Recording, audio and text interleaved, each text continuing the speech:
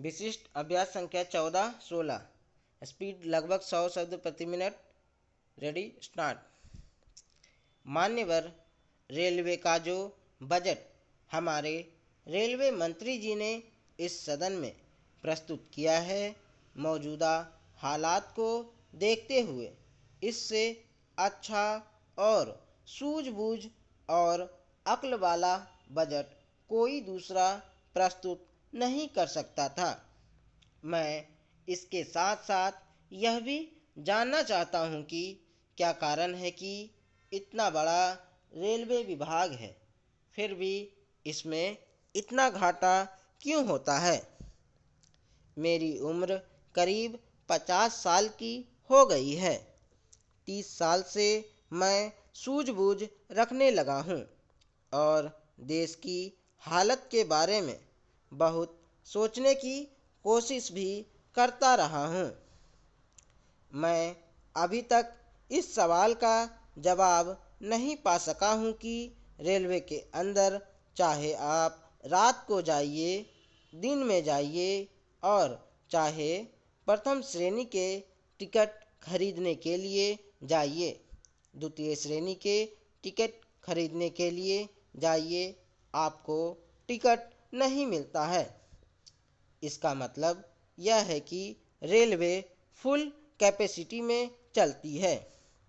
हमारी रेलें 24 घंटे चलती हैं। जब इतना बड़ा विभाग होने पर भी कोई सीट खाली नहीं होती तो मेरी समझ में नहीं आता है कि रेलवे में घाटा क्यों होता है। आज तक मैं इस पर सोचता रहा हूँ।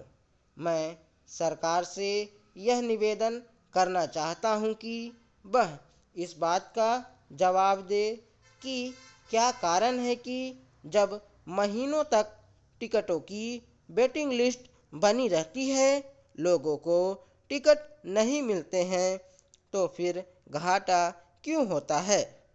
मुझे ऐसा लगता है कि ज़रूर कहीं ना कहीं रेलवे प्रशासन में कोई खराबी है या विरोधी दलों के लोग बीच में घुसे हुए हैं और वे रेलवे प्रशासन में दुर्व्यवस्था फैलाते हैं।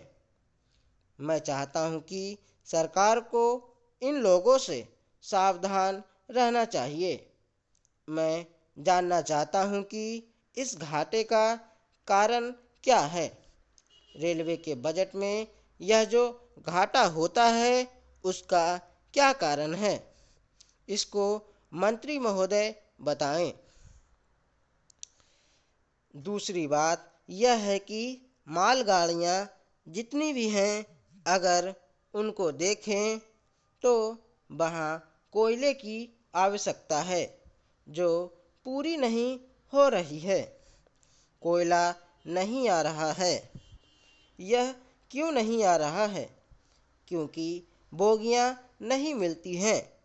बोगियां इतनी हैं ही नहीं जिनसे देश की मांग पूरी हो सके। तो मालगाड़ियों में भी उपलब्धता नहीं है। बोगियों में भी बहुत भीड़ है। वे भी पूरी कैपेसिटी पर चलती हैं।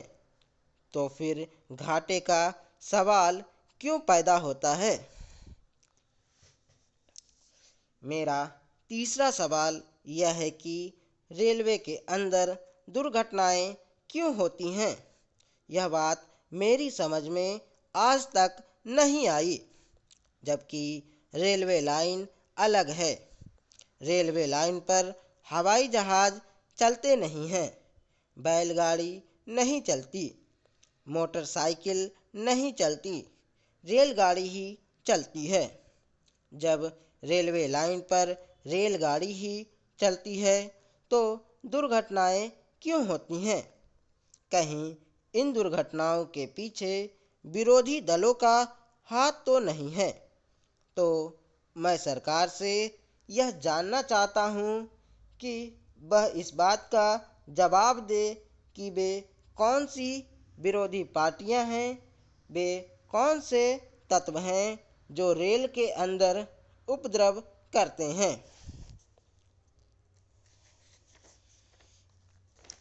उपसभापति महोदय, रेलवे प्रोटेक्शन फोर्स के द्वारा जो 1963-64 की तुलना में 1964-65 में पकड़े गए व्यक्तियों की संख्या 4000 से बढ़कर 5000 हुई है, यह प्रोटेक्शन फोर्स की सफलता ही कही जाएगी। यह जो संख्या है वह काफ़ी संतोषजनक है, परंतु मैं यह भी कहना चाहता हूँ कि इसमें और भी सुधार होना चाहिए।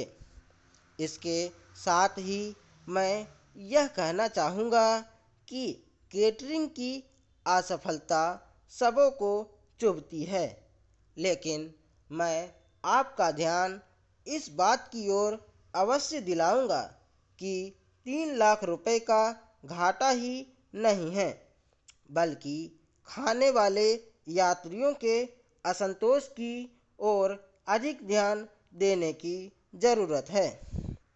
यदि यात्रियों को संतोष होता और 3 लाख रुपए का घाटा होता तो दुख कम होता, परंतु ऐसा मालूम होता है कि इस विभाग के कर्मचारी इस सरकारी रुपए से भी कुछ गुप्त लाभ उठा सकते हैं और यात्रियों को दिए जाने वाले भोजन आदि से भी निजी लाभ उठाने की कोशिश करते हैं। इस संबंध में रेलवे मंत्रालय को उचित कदम उठाना चाहिए और इस ओर से उदासीनता नहीं रहना चाहिए। मैं आपका ध्यान एक बात की ओर और भी दिलाना चाहता हूँ, और वह यह है कि रेलवे में जब रिजर्वेशन की बात आती है तो जो यात्री यात्रा करने के लिए सीट रिजर्व करना चाहता है उसको उसके लिए कुछ अधिक पैसा खर्च करना पड़ता है, तब उसकी सीट रिजर्व होती है। इसका मतलब यह हुआ कि कुछ अधिक पैसा देकर और भ्रष्टाचार करके आसानी से सीट रिजर्व हो जाती है। इस तरह की शिकायत अधिकतर बढ़ती ही चली जा रही है। इसलिए मैं निवेदन करूंगा कि रेलवे मंत्रालय को भी इस ओर ध्यान देना चाहिए और उसे रिजर्वेशन के संबंध में और अच्छी तरह से देखभाल करनी चाहिए। चतुर्थ पंचवर्षीय योजना के अंतर्गत सीमावर्ती क्षेत्रों में जो नई रेलवे लाइनें बिछाने की योजना है वह बहुत ही सराहनीय है।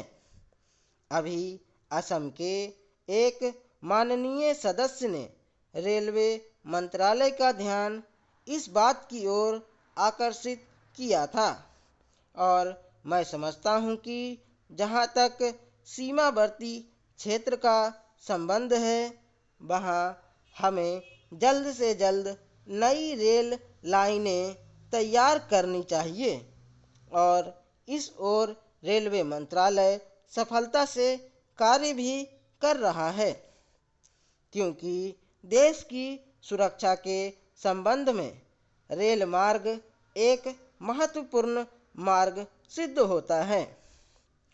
संतोष की बात है कि रेलवे जहां प्रति वर्ष 320 करोड़ रुपए का सामान खरीदती है वहां केवल 18 से 20 करोड़ रुपए का साज सामान ही बाहर से मंगाया जाता है। अतः आशा है कि चतुर्थ पंचवर्षीय योजना पूर्ण होने तक यह रकम भी काफ़ी घट जाएगी। रेलवे की सफलता इससे भी सिद्ध हो रही है कि गत 5 वर्षों में आमदनी लगभग दुगुनी हो गई है।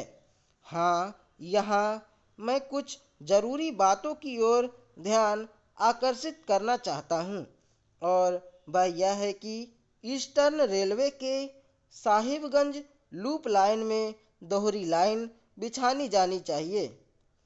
इस ओर रेल विभाग तुरंत ध्यान दे।